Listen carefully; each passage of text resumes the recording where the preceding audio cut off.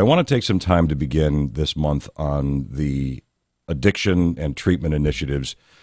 For many who have a loved one suffering from addiction, this is particularly a tough time of year. You had candlelight vigil at the State House last night with a few hundred people. I don't even know where to begin with that issue. I mean, it's an issue that it's killing a generation in New Jersey. It is, and you know, I've been involved in this for over 20 years. Yeah. You know, I was 20 years ago on the board at Daytop Village in Mendham, which is a adolescent drug treatment facility.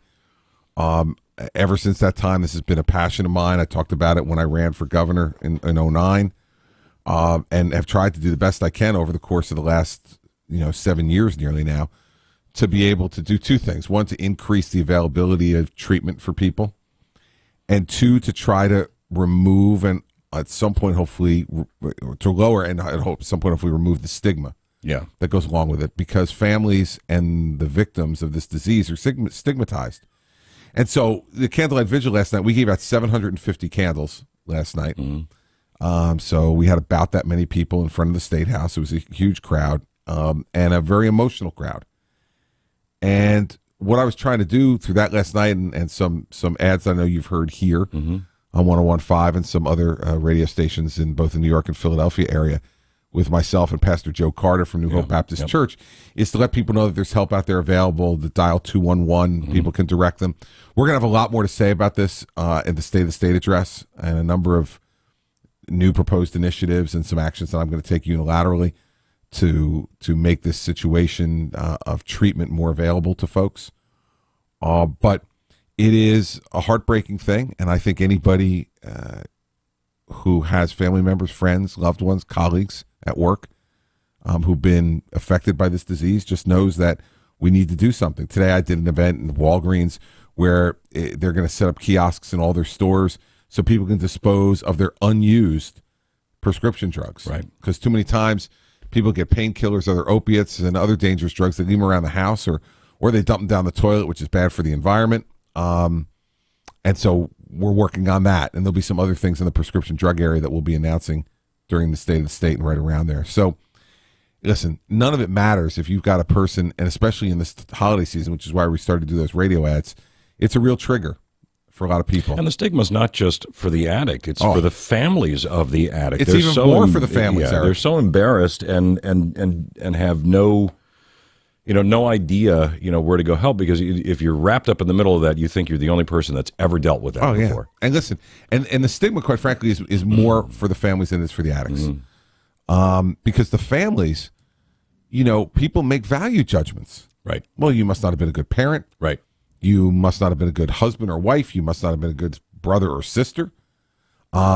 This is not the truth, but we have made moral judgments on this. Now, I spent a good part of my life as a prosecutor. I'm as anti-drug as anybody, and we've had conversations about that and phone calls about that over time. But everybody makes mistakes.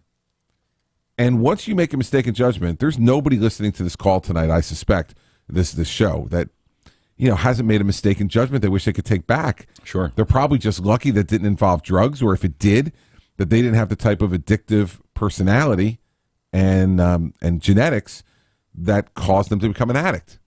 That's just Russian roulette. Yeah. It's just luck. And so we can't make judgments. I'm not saying people should be forgiven for trying drugs. What I'm saying is that once they do and they become an addict, it's a disease.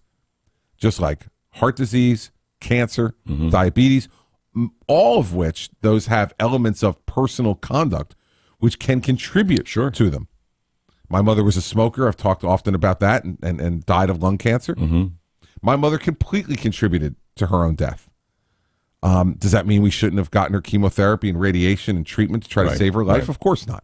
Does it mean that my father was an awful husband or that we were lousy children because she had that addiction? No. It means that my mother had an addiction, a disease that she could not deal with. And, we see that all the time in lots of other areas. We don't stigmatize it, but we stigmatize this. So there's going to be a lot more that's going to come after the first of the year. This is going to be one of the 2 or 3 big things that I emphasize in my final year as governor. I've been emphasizing it the whole time, but I'm going to put even more of a spotlight on it because we need to. Yeah. And 211, and how long will that number work for addiction services? That's now part of the 211 system? Yep, it's now part of the 211 system. And we're going to have some new announcements about streamlining people's, because one of the things you mentioned when you were speaking, which is true, is that a lot of people just don't know where to go or what to do. Right.